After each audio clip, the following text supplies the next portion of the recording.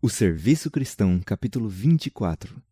Requisitos para o serviço cristão eficiente. Eficiência. Descuido e ineficiência não são piedade. Quando reconhecermos que estamos trabalhando para Deus, teremos uma intuição mais elevada da santidade do serviço espiritual do que jamais tivemos. Essa intuição introduzirá vida e vigilância e perseverante energia no desempenho de cada dever. O tempo demanda maior eficiência e mais profunda consagração. Estou tão preocupado com esse assunto que clamo a Deus, suscita e envia mensageiros possuídos do sentimento de responsabilidade, mensageiros em cujo coração tenha sido crucificada a idolatria do próprio eu, que jaz no fundamento de todo o pecado. A obra comissionada aos discípulos iria requerer grande eficiência, porque a onda do mal corria profunda e forte contra eles. O cultivo da palavra. A cultura e o uso convenientes do dom da palavra relacionam-se com todos os ramos da obra cristã. Devemos acostumar-nos a falar em tom agradável, usar linguagem pura e correta e palavras amáveis e corteses. Todo pregador e todo instrutor devem lembrar que estão dando ao povo uma mensagem que encerra interesses eternos. A verdade anunciada julgá-lo-á no dia do grande ajuste final. E para algumas almas, a maneira de alguém apresentar a mensagem determinará sua aceitação ou rejeição. Seja, pois, falada a verdade de modo que apele ao entendimento e impressione o coração.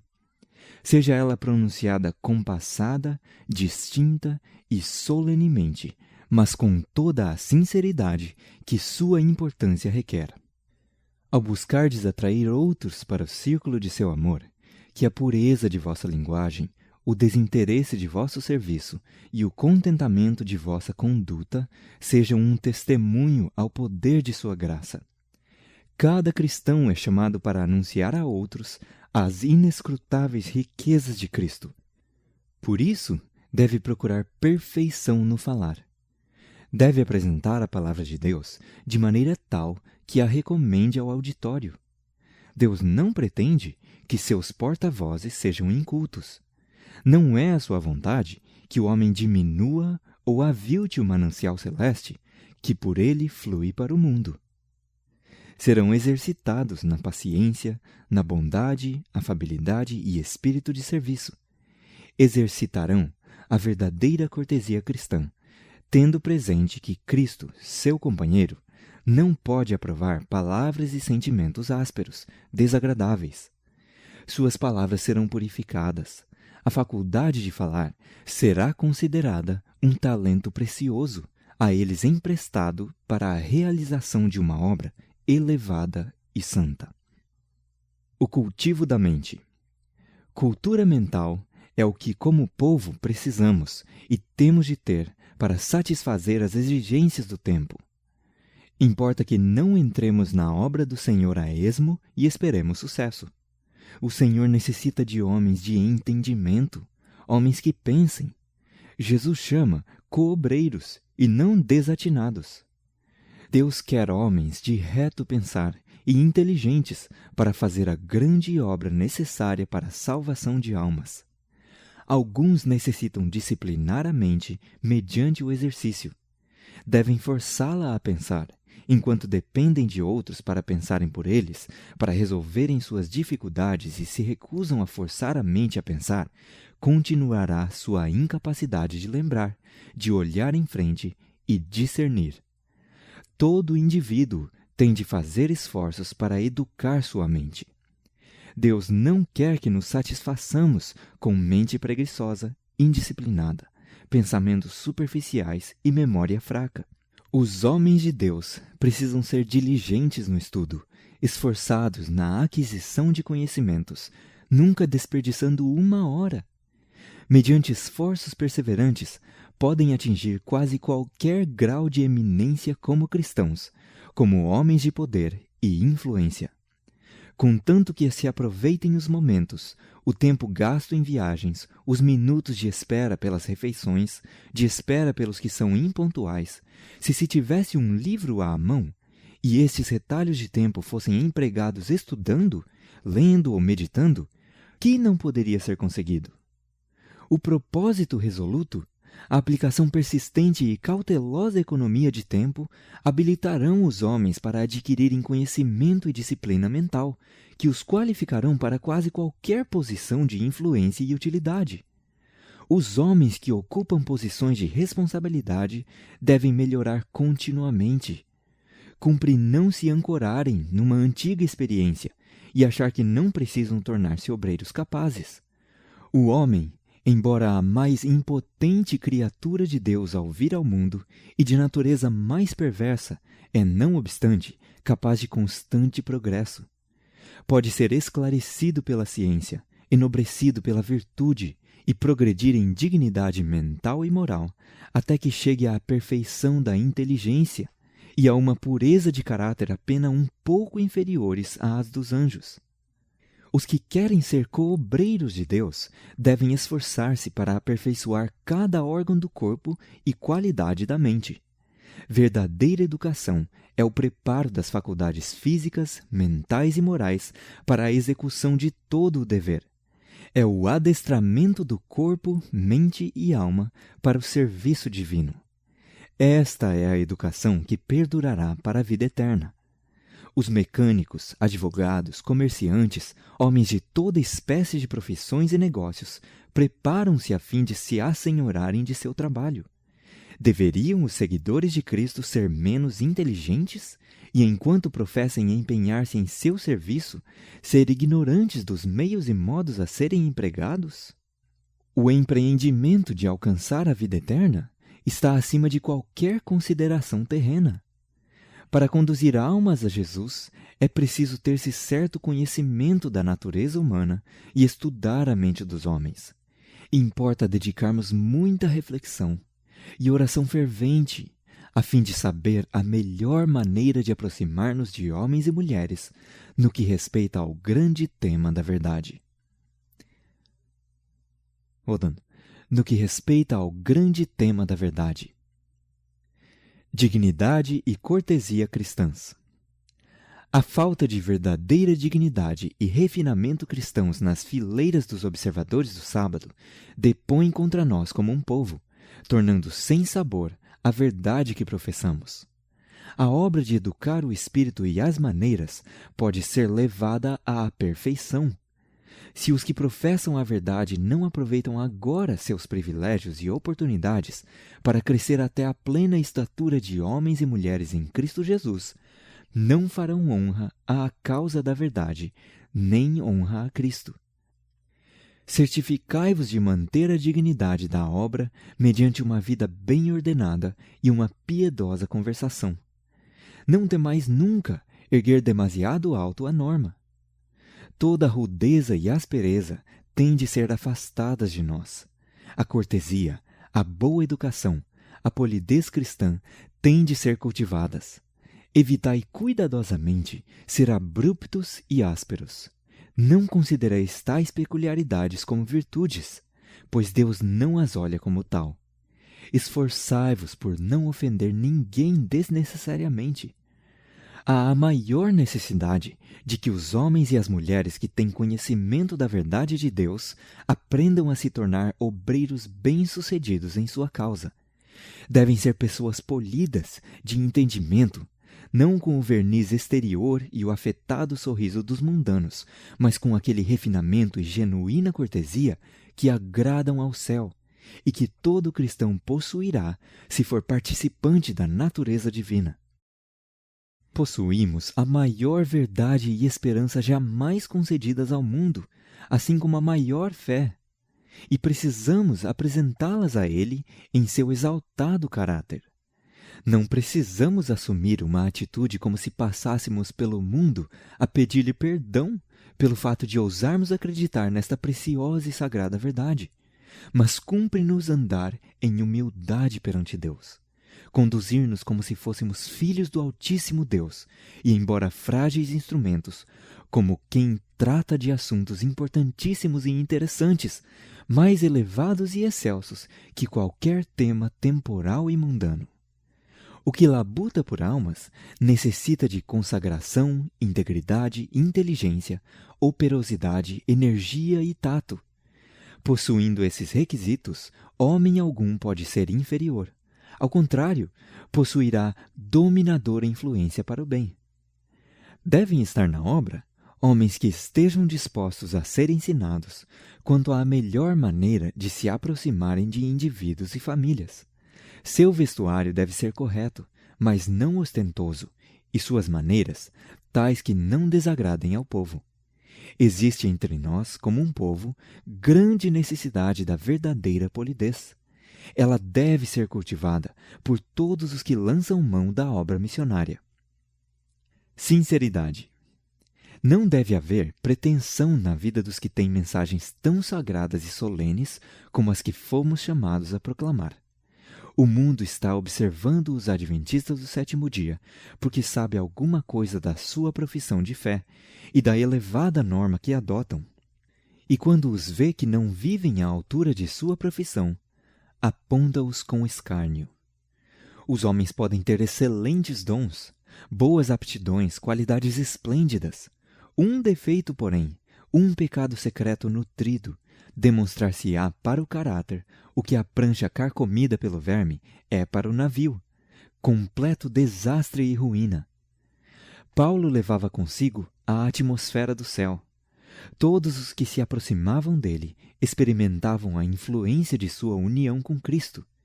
O fato de sua própria vida exemplificar a verdade que ele proclamava dava um poder convincente às suas pregações. Nisto está o poder da verdade. A não estudada, inconsciente influência de uma vida santa é o mais convincente sermão que se pode pregar em favor do cristianismo. O argumento, mesmo quando irrefutável, não pode provocar senão oposição. Mas um exemplo piedoso possui um poder a que é impossível resistir inteiramente. O verdadeiro caráter não se molda exteriormente, irradia do interior. Se desejamos dirigir outros na vereda da justiça, os princípios da equidade devem ser entronizados na própria alma. Nossa profissão de fé pode proclamar a teoria da religião, mas é a piedade que revela a palavra da verdade. A vida coerente, a santa conversação, a inabalável integridade, o espírito ativo e beneficente, o piedoso exemplo, eis os condutos pelos quais a luz é comunicada ao mundo. As orações, as exortações e palestras são frutos baratos, os quais se acham frequentemente atados à árvore, mas os frutos que se manifestam em boas obras, no cuidado pelos necessitados, pelos órfãos e as viúvas, são frutos genuínos e crescem naturalmente numa boa árvore. Ação empreendedora. Em geral, Deus não opera milagres para fazer sua verdade avançar. Se o pai de família negligenciar a cultura do solo, Deus não opera por certo nenhum milagre para impedir os naturais resultados. Ele age em harmonia com grandes princípios que nos são dados a conhecer e compete-nos amadurecer planos sábios, pondo em operação os meios pelos quais Deus há de produzir resultados certos. Aqueles que não fazem esforços decididos, mas esperam simplesmente que o Espírito Santo os force à ação, perecerão em trevas. Não vos deveis deixar estar tranquilamente, sem nada fazer na obra de Deus. Alguns dos que se entregam ao serviço missionário são fracos, sem energia, sem entusiasmo e facilmente desanimados. Falta-lhes estímulo. Não possuem aqueles traços positivos de caráter que dão a força para realizar alguma coisa, o espírito e energia que iluminam o entusiasmo. Aqueles que desejam o sucesso devem ser corajosos e otimistas. Devem cultivar não só as virtudes passivas, mas as ativas. O Senhor está carecendo de obreiros que levem avante os triunfos da cruz de Cristo. Não deve a mensagem ser proclamada com timidez, destituída de vida, mas com clareza, positividade e de maneira a despertar. O que necessitamos para dar a mensagem não são oradores eloquentes. A verdade deve ser anunciada em toda a sua incisiva severidade. Necessitam-se homens de ação, homens que trabalhem com fervorosa e incessante energia em prol da purificação da Igreja e para advertir o mundo. Deus não emprega homens preguiçosos em sua causa. Ele quer obreiros atenciosos, bondosos, afetivos e diligentes. Resolução: os que se empenham no serviço de Deus precisam mostrar ânimo e determinação no trabalho de ganhar almas. Lembrem-se de que aos que hão perecer, a menos que nós, como instrumentos de Deus, trabalhemos com uma determinação que nunca falhe nem esmoreça. Ele nos incumbiu da realização de uma grande tarefa. Façamo-la com exatidão e determinação. Mostremos em nossa vida o que a verdade tem feito por nós. Zelo. O que se necessita é de fervoroso zelo cristão, algo que se manifeste através de atos. Tampouco poderia uma alma que possua a Cristo ser impedida de confessá-lo, da mesma forma que as águas do Niágara não podem ser impedidas de precipitar-se da catarata. Todo o que aceita a Cristo como seu Salvador pessoal ansiará pelo privilégio de servir a Deus. Contemplando o que o céu fez por ele, seu coração enche-se de amor sem limites e de rendida gratidão. Está ansioso por manifestar seu reconhecimento, consagrando suas faculdades ao serviço de Deus. Suspira por mostrar amor a Cristo e aos seus remidos. Ambiciona trabalhos, dificuldades, sacrifícios. Existe vasto campo para as Martas, com seu zelo no culto ativo. Sentem-se elas primeiro, porém, como Maria aos pés de Jesus. Sejam a diligência, prontidão e energia santificadas pela graça de Cristo. Então, a vida será uma invencível força para o bem. Em nome do Senhor, com a incansável perseverança e o constante zelo que Cristo punha em seus trabalhos, cumpre-nos levar avante a obra do Senhor. Precisamos quebrar a monotonia de nossa atividade religiosa. Estamos fazendo um trabalho no mundo, mas não demonstramos suficiente atividade e zelo. Se fôssemos mais zelosos, convencer-se-iam os homens da verdade da nossa mensagem. A timidez e monotonia do serviço que a Deus prestamos repele muitas almas da classe mais elevada, que quer ver zelo mais profundo, sincero e santificado. Paciência. Para ser cooperador de Jesus, necessitais de toda a paciência com aqueles por quem trabalhais, não desdenhando a simplicidade da obra, mas olhando aos benditos resultados.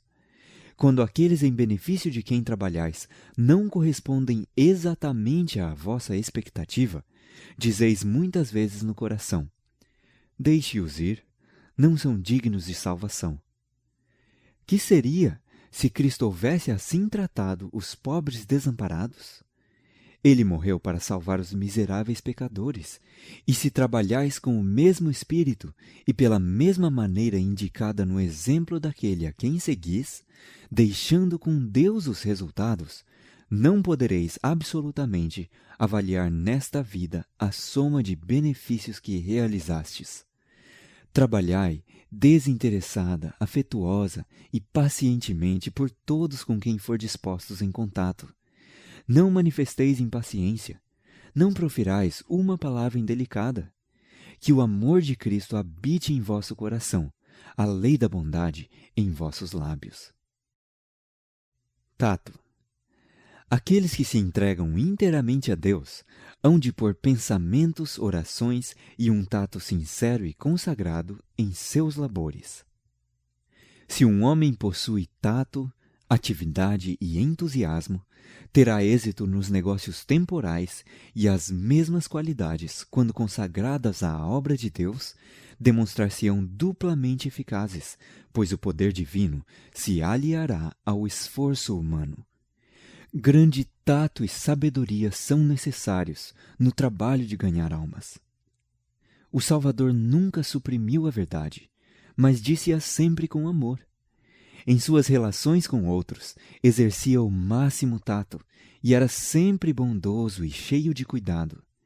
Nunca foi rude, nunca proferiu desnecessariamente uma palavra severa, não ocasionou jamais uma dor desnecessária a uma alma sensível, não censurava a fraqueza humana, denunciava destemidamente a hipocrisia, a incredulidade e a iniquidade, mas havia lágrimas em sua voz ao proferir suas esmagadoras repreensões.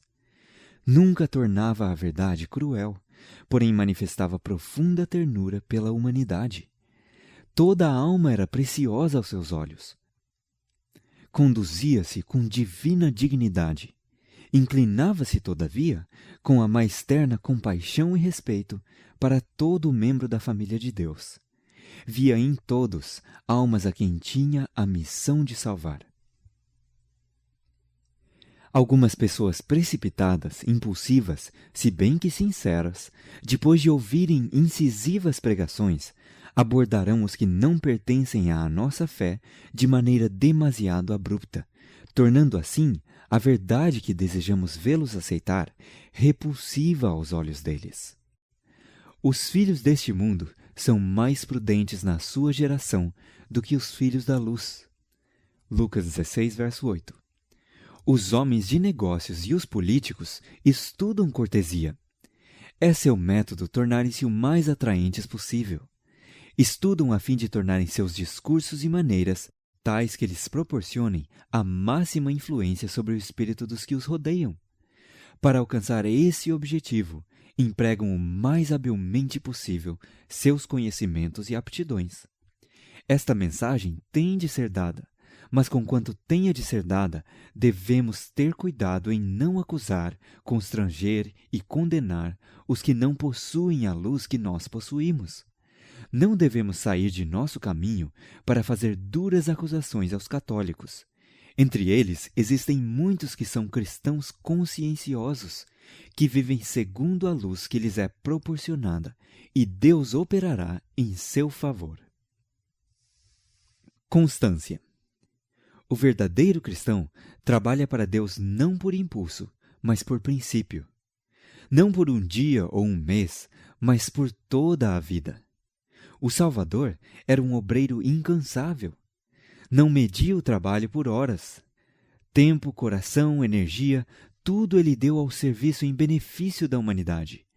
Dias inteiros eram votados ao trabalho e noites inteiras passadas em oração, a fim de ser fortalecido para enfrentar o astuto inimigo em todas as enganadoras operações e para realizar sua obra de reerguimento e restauração da humanidade. O homem que ama a Deus não mede o trabalho pelo sistema das 8 horas. Trabalha a todas as horas e nunca se acha fora de seu posto de dever. Sempre que se lhe ofereça a oportunidade, faz o bem. Em toda a parte, em todo tempo e lugar, encontra ensejo de trabalhar para Deus. Aonde quer que vá, leva consigo uma espécie de fragrância. Aquele que por uma ação descuidada exponha a causa de Deus ao vexame ou enfraquece as mãos de seus coobreiros, põe sobre o próprio caráter uma mancha que não se tira facilmente e coloca um sério obstáculo no caminho de sua futura utilidade. Tomai sobre vós o meu jugo, diz Jesus. Mateus 11, 29. O jugo é um instrumento de serviço. O gado é posto ao jugo para trabalhar. O jugo é essencial ao seu trabalho eficiente.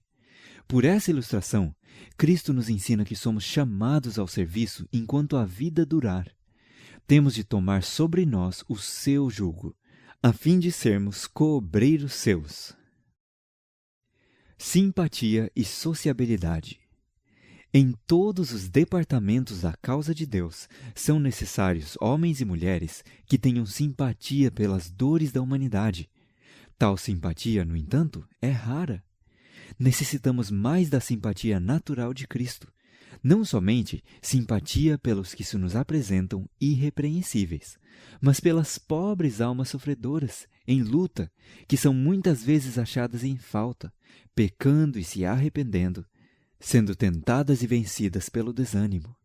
Devemos dirigir-nos a nossos semelhantes tocados, como nosso misericordioso sumo sacerdote, pelos sentimentos de suas enfermidades. Perdemos muito como povo por falta de simpatia e sociabilidade uns com os outros. O que fala de independência e se fecha em si mesmo não está preenchendo o lugar que lhe foi designado por Deus. Somos filhos de Deus, dependendo mutuamente uns dos outros quanto à felicidade. Impendem sobre nós os reclamos de Deus e da humanidade. Cumpre-nos a todos desempenhar nossa parte nesta vida. É o devido cultivo dos elementos sociais de nossa natureza que nos põe em simpatia com nossos irmãos e nos proporciona felicidade em nossos esforços por beneficiar os outros. O Salvador era convidado no banquete de um fariseu. Aceitava convites, tanto de ricos como de pobres, e, consoante seu costume, vinculava com suas lições da verdade a cena que tinha diante de si. Simplicidade. Quando Cristo disse aos discípulos, "Ide em meu nome, ajuntar na igreja a todos quantos crerem", deixou claro perante eles a necessidade de manterem simplicidade. Quanto menor a ostentação e exibicionismo, maior seria a sua influência para o bem. Os discípulos deviam falar com a mesma simplicidade com que Cristo havia falado. Milhares podem ser alcançados pelo modo mais simples e modesto. Os mais intelectuais, considerados os homens e mulheres mais prendados do mundo, são muitas vezes refrigerados pelas palavras simples de alguém que ama a Deus e fala desse amor tão naturalmente como os mundanos o fazem das coisas que mais profundamente lhes interessam. Frequentemente, as palavras bem preparadas e estudadas têm pouca influência. Mas a expressão verdadeira e sincera de um filho ou filha de Deus, dita em simplicidade natural, tem poder para abrir a porta do coração que durante muito tempo esteve cerrada para Cristo e seu amor. Os obreiros de Deus necessitam ter fé nele. O Senhor não se esquece de seus labores, aprecia-lhes o trabalho. Agentes divinos são designados a cooperar com aqueles que são colaboradores de Deus. Quando pensamos que Deus não faz como prometeu e que não tem tempo para notar seus obreiros, desonramos nosso Criador. O obreiro de Deus precisa ter uma fé robusta. As aparências podem ser adversas, mas na hora mais sombria, a luz resplandece além. As forças daqueles que com fé amam e servem a Deus serão renovadas dia a dia. Há na fé genuína firmeza e constância de princípio e estabilidade de propósito que nem o tempo nem fadigas podem enfraquecer. Frequentemente a vida cristã é assediada de perigos e o dever parece difícil de cumprir-se. A imaginação desdenha uma ruína iminente perante nós e atrás o cativeiro ou a morte. Contudo, a voz de Deus fala claramente: avante! Devemos obedecer a essa ordem, mesmo que os nossos olhares não possam penetrar nas trevas e sintamos as frias vagas em redor de nossos pés. Os obstáculos que embraçam o nosso progresso nunca desaparecerão diante de um espírito que se detém ou duvida. Aqueles que adiam a obediência até que toda a sombra da incerteza desapareça e não fique perigo algum de fracasso ou derrota, nunca absolutamente obedecerão. A incredulidade fala ao nosso ouvido. Esperemos até que os impedimentos sejam removidos e possamos ver claramente nosso caminho. Mas a fé corajosamente insiste em avançar, esperando tudo, em tudo crendo. Coragem. Uma grande obra tem de ser efetuada. Planos mais vastos devem ser delineados.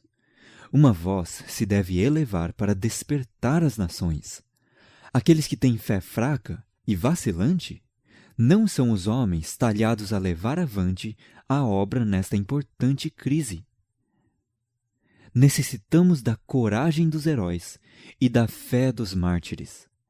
Quando com fé lançarmos mão de sua força, ele mudará maravilhosamente a mais desesperançada e desanimadora das perspectivas. Ele o fará para a glória de seu nome. Deus pede aos seus fiéis, aos que nele creem, que falem de ânimo aos incrédulos e desesperançados. Que o Senhor nos ajude a nos auxiliarmos mutuamente e a prová-lo por uma fé viva. Esperança e coragem são essenciais ao perfeito serviço para Deus. Esses são frutos da fé. O desânimo é pecaminoso e irrazoável. Coragem, energia e perseverança devem eles possuir. Embora lhes obstruam o caminho aparentes impossibilidades, devem avançar mediante sua graça. Em lugar de deplorar as dificuldades, são chamados a elas sobreporem-se. Não se devem desesperar por coisa alguma, mas ter esperanças de tudo. Com a áurea cadeia de seu incomparável amor, Cristo os ligou ao trono de Deus. É seu desígnio que seja deles a mais elevada influência do universo, provindo da fonte de todo o poder. Eles terão poder para resistir ao mal, poder que nem a terra, nem a morte, nem o inferno pode dominar. Poder que os habilitará a vencer, assim como Cristo venceu. Consagração. Verdadeira santidade é integridade no serviço de Deus. Esta é a condição da verdadeira vida cristã. Cristo requer a entrega sem reservas, o serviço não dividido. Exige o coração, a mente, a alma e as forças. O eu não deve ser acariciado. Quem vive para si mesmo não é cristão. A primeira coisa a ser aprendida por todos os que desejam tornar-se coobreiros de Deus é a desconfiança de si mesmos. Acham-se, então, preparados para lhes ser comunicado o caráter de Cristo. Esse não se adquire por meio de educação recebida nas mais competentes escolas. É unicamente fruto da sabedoria obtida do Divino Mestre. Não é prova conclusiva de que um homem é cristão o manifestar ele êxtases espirituais sob circunstâncias extraordinárias. Santidade não é arrebatamento. É inteira entrega da vontade a Deus. É viver por toda a palavra que sai da boca de Deus. É fazer a vontade de nosso Pai Celestial. É confiar em Deus na provação, tanto nas trevas como na luz. É andar pela fé e não pela vista. É apoiar-se em Deus com indiscutível confiança, descansando em seu amor. De todo o coração. O povo de Deus deve distinguir-se como um povo que se dedica inteiramente, de todo o coração, ao seu serviço, não buscando honra para si mesmo e lembrando-se de que por um concerto soleníssimo se comprometeram a servir ao Senhor e a Ele somente. Homens e mulheres decididos, que se entregam de todo o coração, são os que hão de subsistir neste tempo. Cristo joeirou seus seguidores repetidas vezes, até que afinal só ficaram 11, e algumas mulheres fiéis, para assentar as bases da igreja cristã. Existem alguns que se deixam ficar para trás quando há responsabilidades a assumir. Mas quando a igreja está toda possuída de zelo, entusiasmam-se, cantam e bradam e ficam enlevados. Vigiai-os, porém. Passado o entusiasmo, apenas alguns fiéis calebes tomarão a frente e manifestarão princípios inabaláveis. São estes o sal que conserva seu sabor. É quando a obra vai com dificuldade que as igrejas desenvolvem seus verdadeiros ajudadores. Homem algum pode ser bem-sucedido no serviço de Deus, a menos que nele ponha inteiro o coração e repute todas as coisas por perda, pela excelência do conhecimento de Cristo. Ninguém que faça qualquer reserva pode ser discípulo de Cristo, e muito menos seu colaborador. Não se devem eles empenhar em especulações, nem entrar em empreendimentos comerciais com incrédulos, pois isso os estorvará de fazer a obra que Deus lhes confiou. O Redentor não aceitará um serviço dividido. O obreiro de Deus precisa aprender diariamente o que significa a entrega de si mesmo. Lealdade.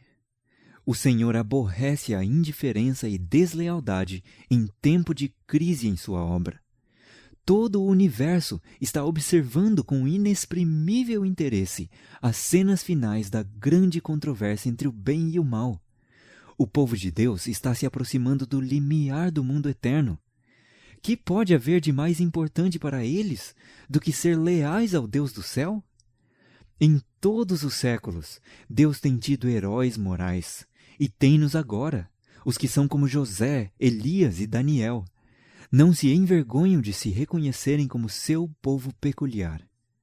Suas bênçãos especiais acompanham os labores de homens de ação, homens que não se desviarão da linha reta do dever, mas que perguntarão com divina energia: quem é do Senhor? Êxodo 32, 26. Homens que não se deterão apenas no perguntar, mas exigirão que os que escolherem identificar-se com o povo de Deus prossigam e demonstrem sem sombra de dúvida sua obediência ao Rei dos Reis e Senhor dos Senhores.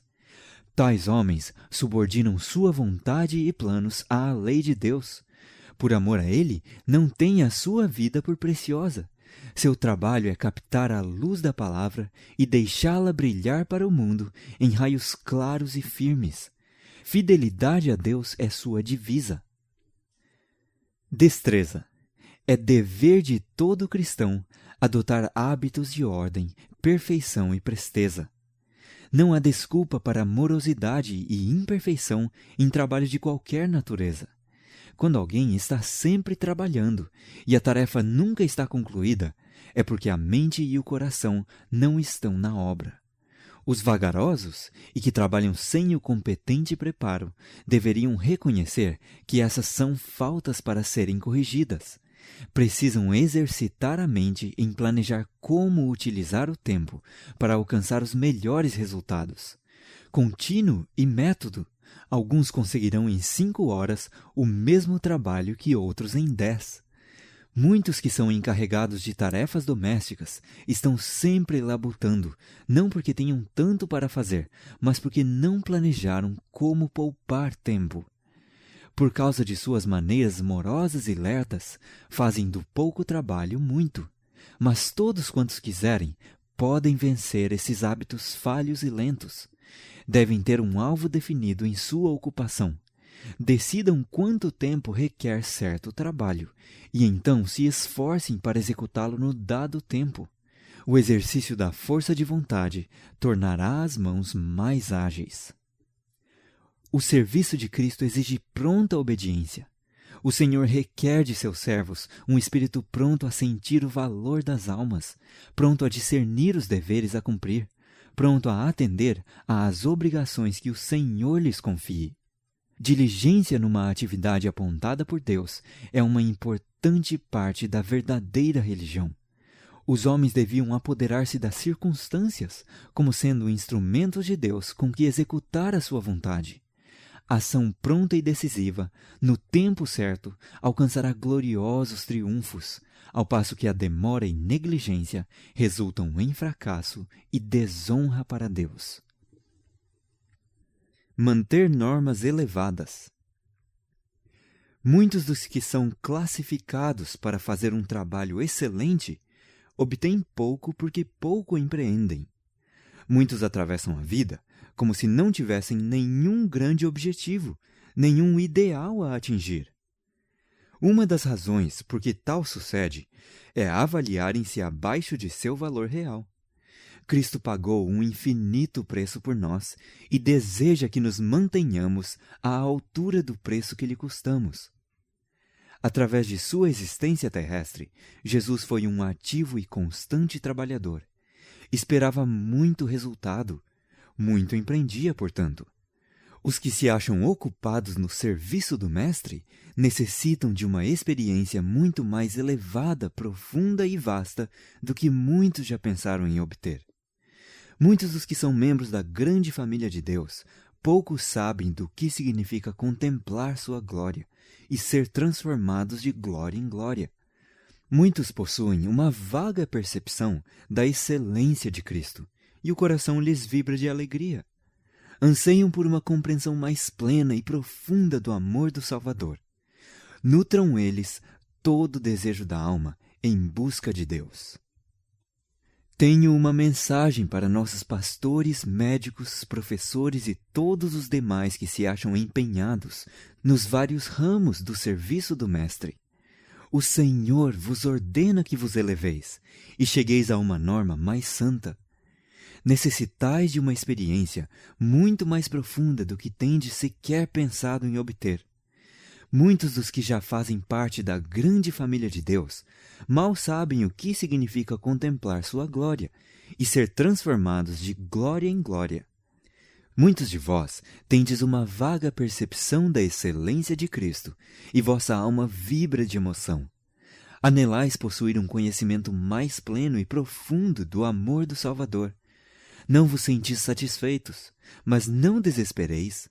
Dai a Jesus as melhores e mais santas afeições do coração. Entesourai cada raio de luz. Animai cada anseio da alma em busca de Deus. Cultivai os pensamentos espirituais e a santa comunhão. Não tendes visto senão os primeiros raios do alvorecer de sua glória. À medida que prosseguirdes no conhecimento do Senhor, haveis de ver que sua saída é como a alva. A vereda dos justos é como a luz da aurora, que vai brilhando mais e mais até ser dia perfeito. Provérbios 4:18. Havendo-nos arrependido de nossos pecados, confessando os mesmos e obtido perdão, devemos prosseguir em aprender de Cristo, até que cheguemos ao auge de uma fé evangélica perfeita. Prudência e previsão. Enquanto Neemias implorava o auxílio de Deus, não cruzava os braços, julgando que não tinha mais nenhum cuidado ou responsabilidade quanto a seu desígnio de restaurar Jerusalém. Com admirável prudência e previsão, providenciou todos os ramos necessários para garantir o êxito do empreendimento. Cada um de seus passos se caracterizava por grande cautela.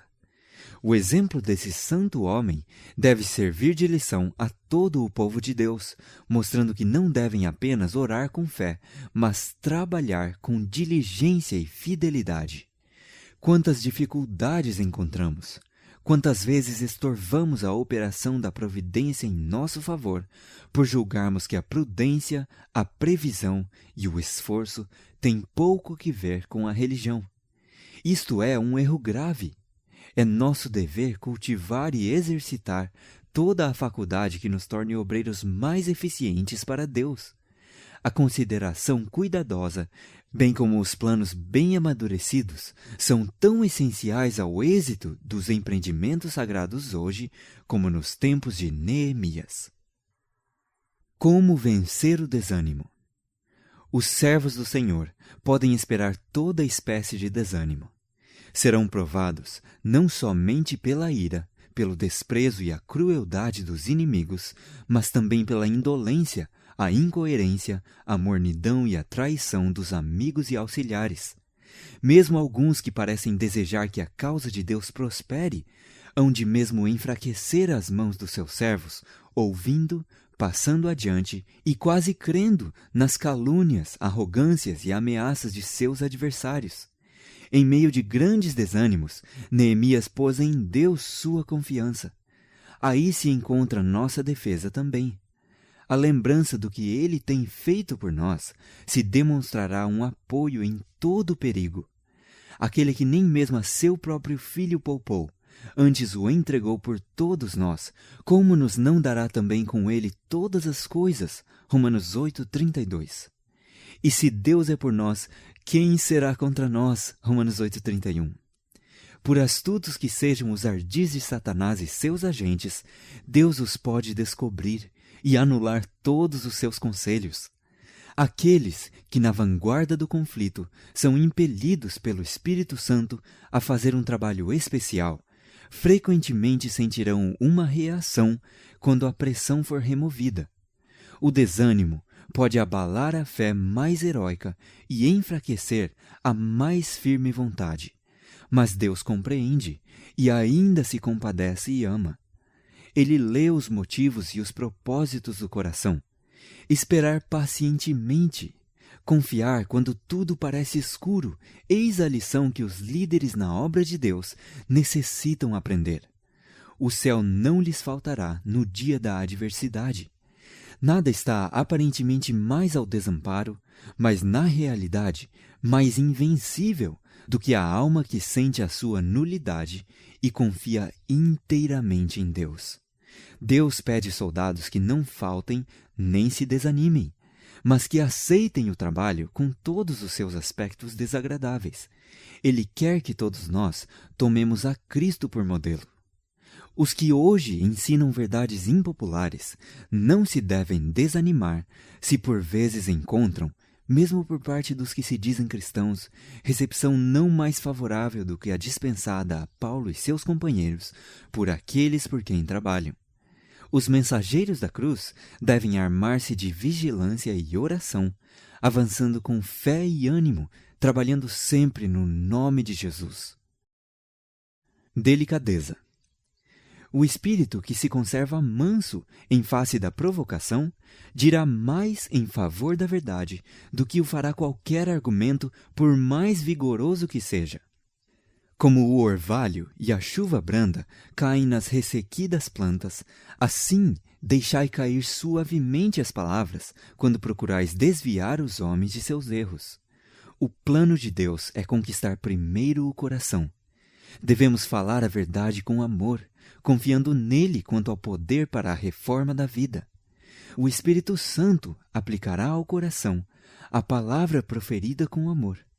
Um espírito brando, uma suave e cativante atitude pode salvar o errado e cobrir uma multidão de pecados.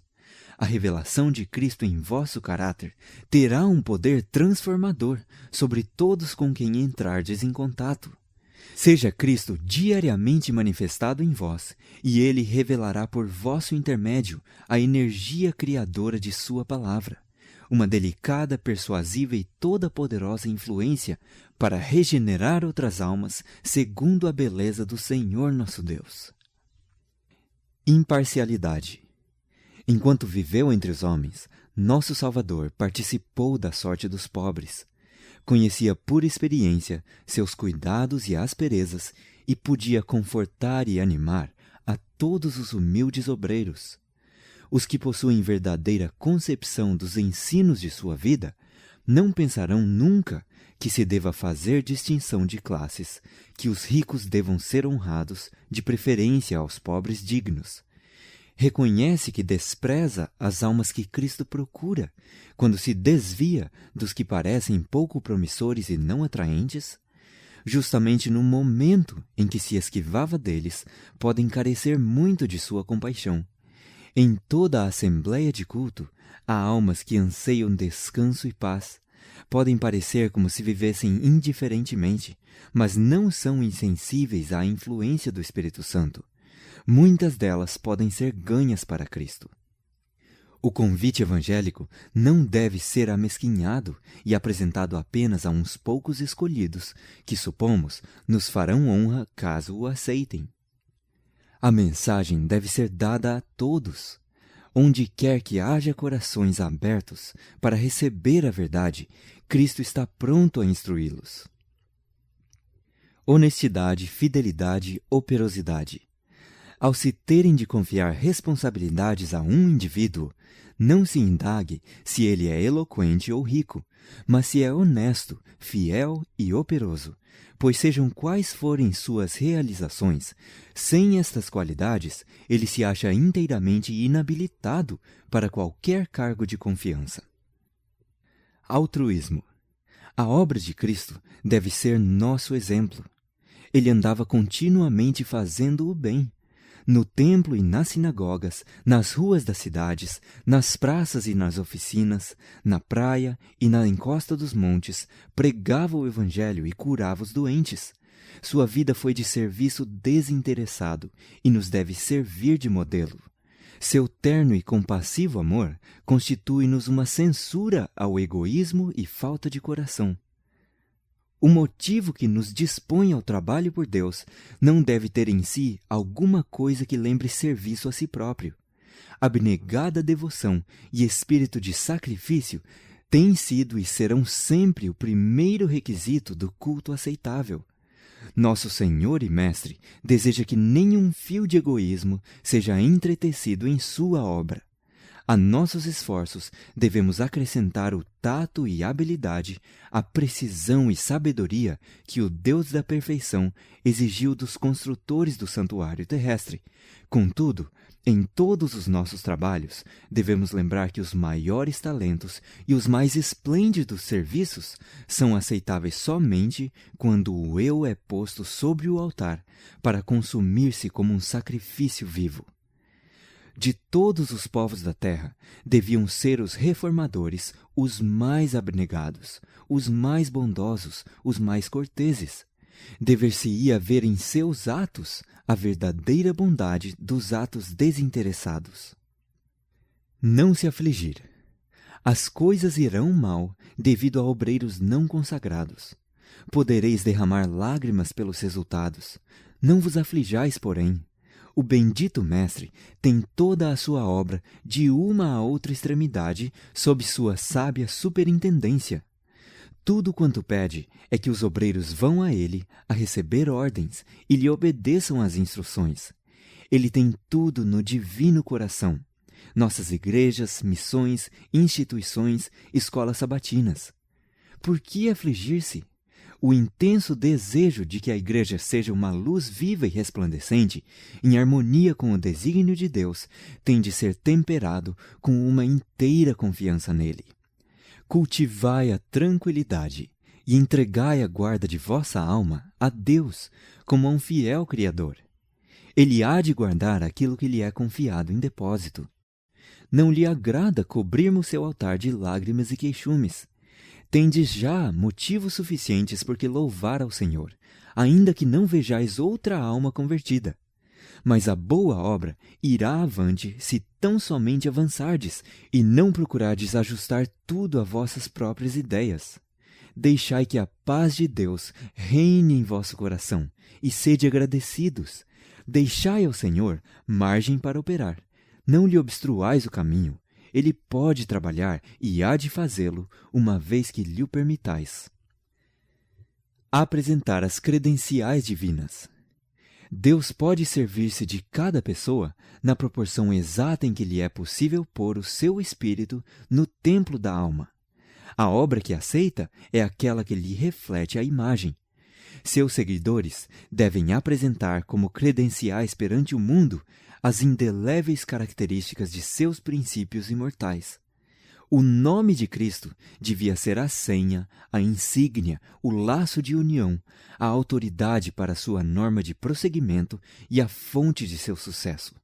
Nada devia ser reconhecido em seu reino que não trouxesse seu nome e inscrição. Homens de 1 minuto.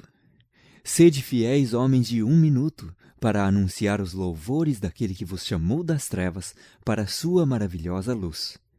Os servos de Deus devem ser homens de ação, sempre prontos para se moverem, tão depressa sua providência abre o caminho. Qualquer demora de sua parte dá tempo para Satanás agir a fim de os derrotar. O povo de Deus, observador dos mandamentos, deve estar sempre pronto para o serviço. Os que são realmente representantes de Cristo trabalham para o bem dos outros. Deleitam-se em fazer avançar a causa de Deus na pátria e no estrangeiro. São vistos e ouvidos na reunião de oração e sente-se sua influência. Procuram suprir o lugar do ministro cujos serviços não conseguem. Não procuram exaltar-se a si mesmos, nem receber honra por fazerem uma grande obra, mas trabalham humilde, mansa e fielmente, fazendo pequenos recados ou realizando obra maior, se necessário, porque Cristo tanto fez por eles. Corajoso e verdadeiro. O que a igreja necessita nestes dias de perigo é de um exército de obreiros que, como Paulo, se tenham educado para a utilidade, que tenham uma profunda experiência nas coisas de Deus e que sejam cheios de fervor e zelo. Necessita-se de homens santificados e abnegados, homens que não se esquivem a provas e responsabilidades, homens que sejam corajosos e verdadeiros, homens em cujo coração Cristo está formado, a esperança da glória, e que com lábios tocados com santo fogo preguem a palavra. Por falta de tais obreiros, a causa de Deus definha, e erros fatais, como o mortal veneno, pervertem a moral, consomem as esperanças de grande parte da raça humana. Mediante trabalho intensivo, em meio de oposições, perigo, perda e sofrimento humano, deve ser levada avante a obra de salvar almas. Em certa batalha, quando um dos regimentos das forças atacantes estava sendo repelido pelas hostes inimigas, o porta-bandeira permaneceu firme em campo, enquanto as forças recuavam. O comandante gritou-lhe para trazer de volta o pavilhão, mas sua resposta foi: "Traga os homens para junto da bandeira." Esse é o trabalho que se apresenta a todo porta-bandeira: congregar os homens em torno do estandarte. O Senhor convida à inteira consagração. Sabemos todos que o pecado de muitos professos cristãos consiste em faltar-lhes o ânimo e a energia para eles mesmos alcançarem a norma e levar a fazer o mesmo os que se lhes acham ligados. Deus não pode usar homens que, em tempos de perigo, quando a força, a coragem e a influência de todos são necessárias, temem tomar uma firme posição pelo direito. Ele chama a homens que se empenhem fielmente na batalha contra o erro, guerreando contra principados e potestades, contra os príncipes das trevas deste século, contra as forças espirituais da maldade nos lugares celestiais. A tais é que ele dirigirá as palavras: "Bem está, bom e fiel servo." Mateus 25, 23. Deus chama homens e mulheres como Elias, Natã e João Batista, homens que levarão fielmente sua mensagem, sem considerar as consequências, que corajosamente falarão a verdade, ainda que isso importe no sacrifício de tudo o que possuem. Cuidado pastoral. O pastor que descobre a ausência de uma ovelha não contempla indiferentemente o rebanho que está seguro no redil, dizendo: "Tenho 99 e custar-me-á muita perturbação ir em busca da desgarrada. Ela que volte, abrir-lhe-ei a porta do redil e a deixarei entrar." Não! Logo que a ovelha se transvia, o pastor enche-se de cuidados e apreensões. Conta e reconta o rebanho. Quando se certifica de que realmente uma ovelha se perdeu, não dormita. Deixa as 99 no redil e sai em busca da ovelha desgarrada. Quanto mais escura e tempestuosa a noite, e quanto mais perigoso o caminho, tanto maior é a apreensão do pastor e tanto mais diligentemente a procura. Faz todos os esforços possíveis para encontrar a ovelha perdida. Com que alívio ouve à distância o primeiro fraco balido. Seguindo o som, sobe às mais íngremes alturas, chega com o perigo de sua própria vida até a borda do precipício. Deste modo procura, enquanto o balido, mais e mais fraco, lhe diz que a ovelha está prestes a sucumbir. Por fim, seu serviço é recompensado, achou-a perdida. Não a repreende por lhe haver causado tanta fadiga. Não a tange com chicote, nem tenta guiá-la para casa. Em sua alegria, toma sobre os ombros a criatura trêmula. Se está magoada, acolhe-a nos braços e aperta-a de encontro ao peito, para que o calor de seu próprio coração lhe comunique vida. Jubiloso porque sua diligência não foi em vão, carrega-a de volta ao redil. Humildade. Ao escolher homens e mulheres para seu serviço, Deus não indaga se possuem saber, eloquência ou riquezas mundanas. Andam eles com tanta humildade que eu lhes possa ensinar os meus caminhos? Posso pôr-lhes nos lábios as minhas palavras? Representar-me-ão eles? Ao tentar ajudar o pobre, o desprezado, o abandonado, não trabalheis por eles no alto do pedestal de vossa dignidade e superioridade, pois por essa maneira nada conseguireis. O que tornará nossas igrejas vigorosas e bem-sucedidas em seus esforços não é a obra ruidosa, mas a que se faz quieta e humildemente. Não é a ostentação e exibicionismo, mas o esforço paciente, perseverante e acompanhado de oração. A humilhação da derrota demonstrar-se-á muitas vezes uma bênção, mostrando-nos nossa incapacidade para fazer a vontade de Deus sem o seu auxílio. Os talentos do humilde habitante de uma choupana são necessários no trabalho de casa em casa, e podem nesta atividade realizar mais que talentos brilhantes. Todo o céu se acha interessado nessa obra que os mensageiros de Deus estão levando a cabo no mundo, em nome de Jesus Cristo de Nazaré. É esta uma grande obra, irmãos e irmãs, e nos devemos humilhar diariamente perante Deus e não pensar que nossa sabedoria é perfeita. Devemos lançar mão do trabalho com fervor. Não devemos orar que o Senhor nos humilhe, pois em Ele, tomando posse, humilhar-nos-á de uma maneira que não nos seria agradável. Mas temos de humilhar-nos a nós mesmos dia a dia, sob a potente mão de Deus. Devemos operar nossa própria salvação com temor e tremor. Se bem que seja Deus que opere em nós o querer e o realizar, segundo sua boa vontade, cumpre-nos cooperar com Ele ao mesmo tempo em que trabalha por meio de nós. Temos de lutar para entrar pela porta estreita. Mas esta porta não gira facilmente em seus gonzos, não admite caracteres duvidosos. É necessário lutarmos pela vida eterna com uma intensidade proporcional ao valor do prêmio que se acha em frente de nós. Não é dinheiro, nem terras, nem posição, mas a posse de um caráter cristão o que nos habilitará para as portas do paraíso. Não é a dignidade, não são as realizações intelectuais que nos conquistarão a coroa da imortalidade. Unicamente os mansos e humildes que fizeram de Deus sua eficiência hão de receber este dom.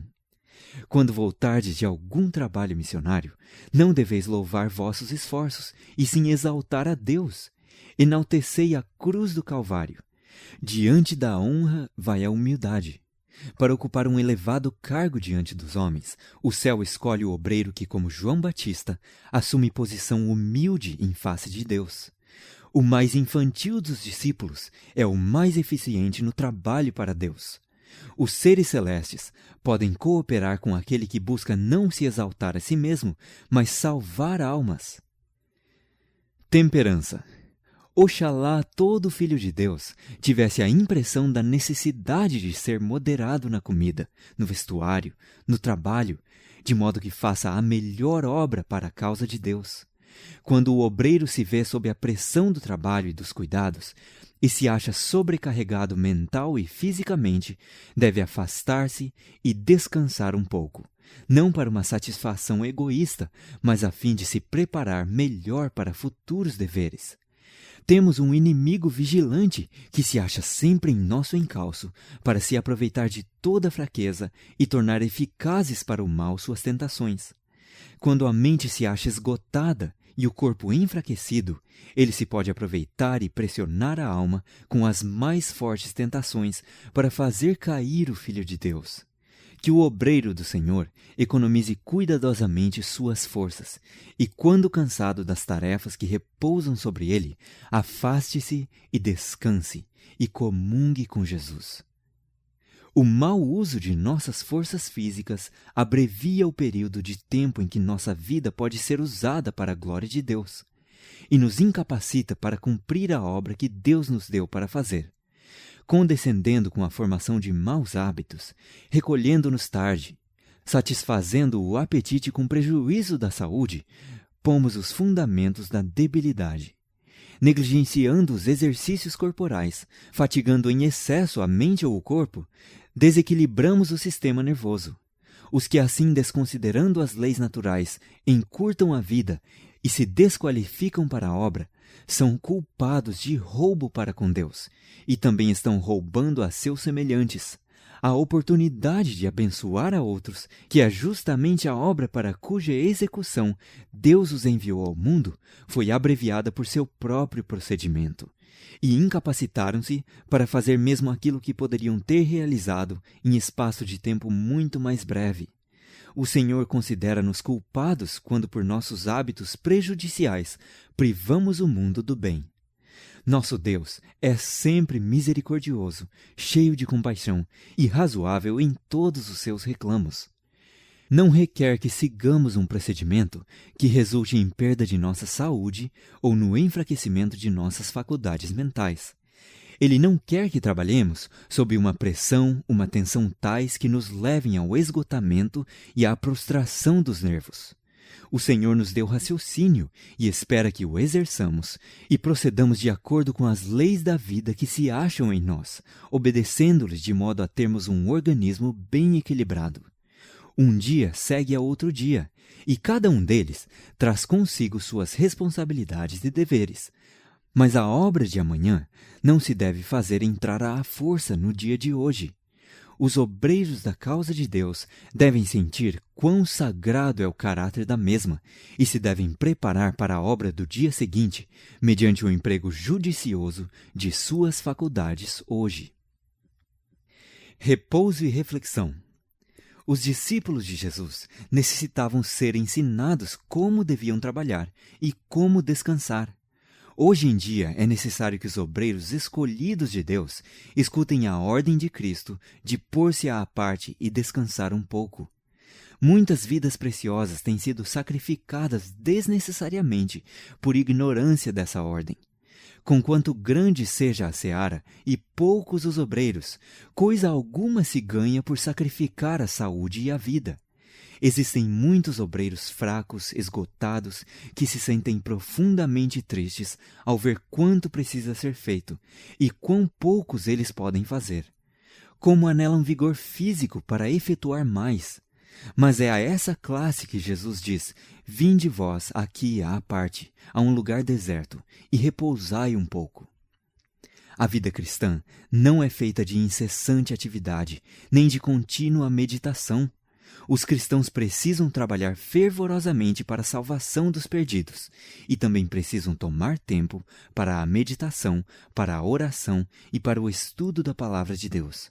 Não convém estar sempre sob a tensão do trabalho e da agitação, pois assim a piedade particular é negligenciada e prejudiciadas as energias do corpo e da mente. Todos quantos se acham sob as instruções de Deus precisam da hora tranquila para a comunhão com o próprio coração, com a natureza e com Deus. Nele se deve revelar uma vida não em harmonia com o mundo, seus costumes e práticas. É-lhes necessário experiência pessoal em obter o conhecimento da vontade de Deus. Devemos individualmente ouvi-lo falar ao coração. Quando todas as outras vozes silenciam e em sossego esperamos diante dele, o silêncio da alma torna mais distinta a voz de Deus. Ele nos manda: aquietai-vos e sabei que eu sou Deus. Salmos 46, 10.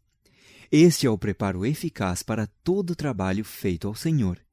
Entre o vai e vem da multidão e a tensão das intensas atividades da vida, aquele que é assim refrigerado será circundado de uma atmosfera de luz e de paz. Receberá nova dotação de resistência física e mental. Sua vida exalará uma fragrância e revelará um poder divino que tocarão o coração dos homens. O fim do capítulo 24 do Serviço Cristão.